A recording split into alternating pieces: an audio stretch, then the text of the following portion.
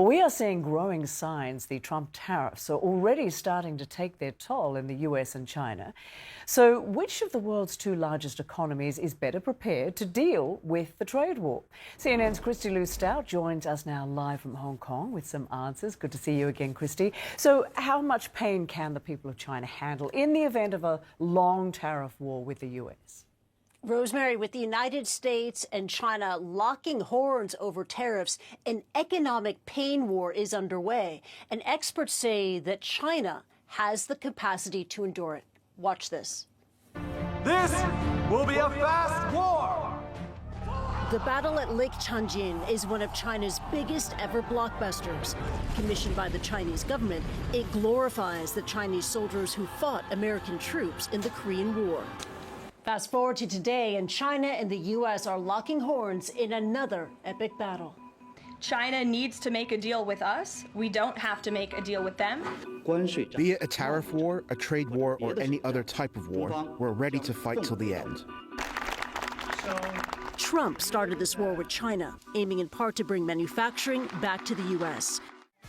Chinese netizens mock the idea with AI-generated videos showing a post-tariffs world of dingy American factories with downcast workers.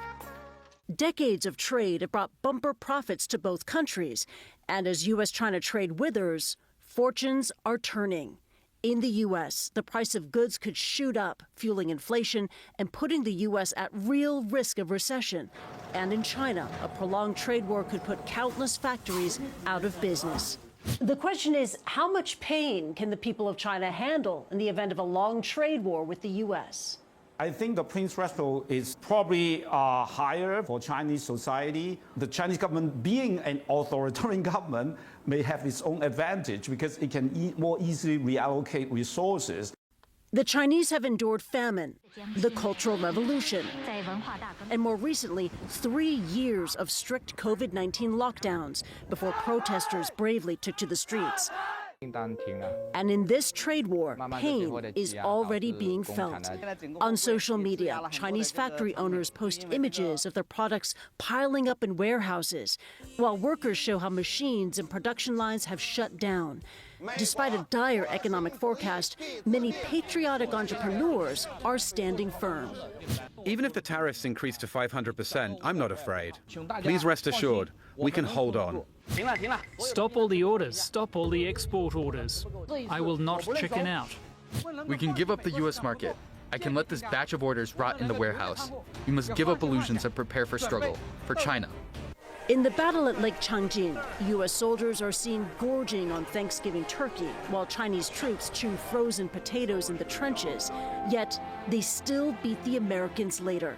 Trump's trade war pits the U.S. and China in a new challenge of resilience that's not about business or money. It's about honor and national pride. Look, China is putting on a brave face, but China is indeed starting to feel the pain from Donald Trump's tariff war. In fact, new economic data out this week on Wednesday said that for the month of April, factory activity in China has fallen faster than expected. On top of that, international banks have slashed growth forecasts for the year for China. China has also been dealing with a myriad of economic challenges at home, including high youth unemployment, rising local government debt, a prolonged property crisis, etc. But China, again, putting a brave face forward. We're seeing that with the new propaganda push out this week with social media videos saying that China, quote, won't kneel to U.S. tariffs. So China is digging in for a protracted and painful battle ahead. Rosemary. Right. Our thanks to Christy Lou Stout bringing us that incredible report there. Appreciate it. Earlier, I spoke with Rana Fruha, CNN's global economic analyst and associate editor for the Financial Times.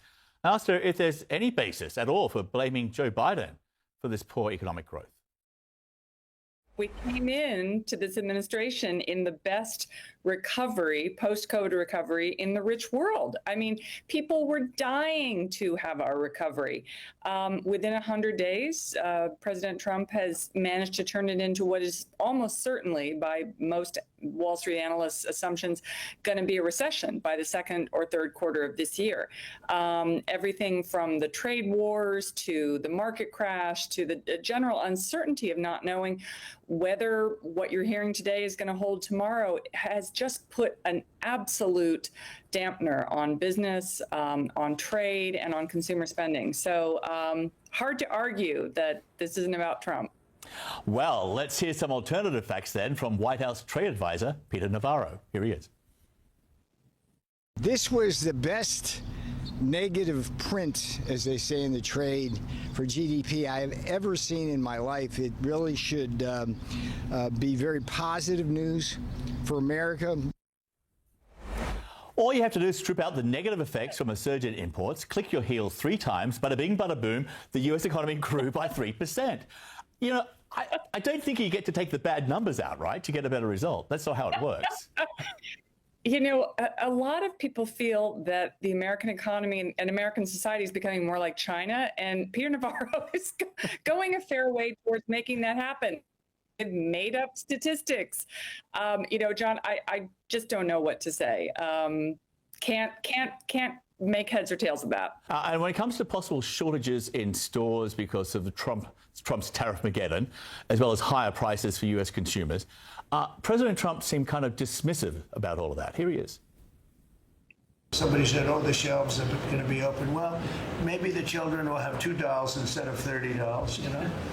And maybe the $2 will cost a couple of bucks more than they would normally. There's a couple of things there, but I just want to get your reaction. Did that comment sound totally and completely out of touch to you? It sounded flippant.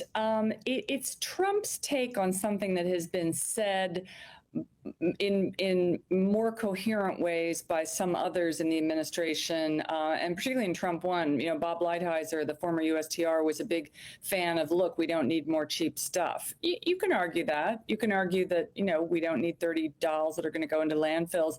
But I think what the president's doing there is a little bit disingenuous, because he's trying to sort of, with a wave of the hand, make light of something that really isn't going to be about dolls. It's going to be about cars and about factories and whether they can stay open and get their inputs.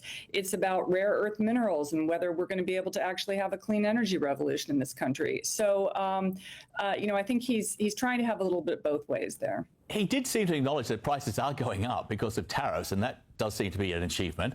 But they're going up not by a couple of bucks, they're going up by a lot of bucks. And there also seems to be kind of a tacit acknowledgement, if you like, that things just aren't really going according to plan.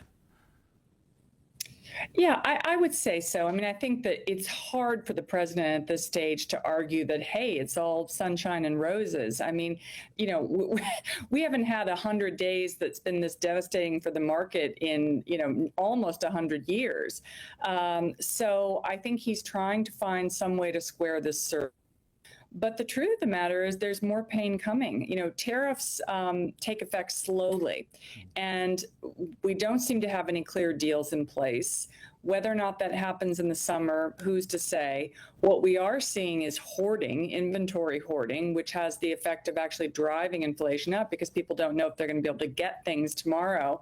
And again, I think that you can see in the poll numbers that this president has got some of the worst numbers for a sitting president at this stage than we've seen in 100 years.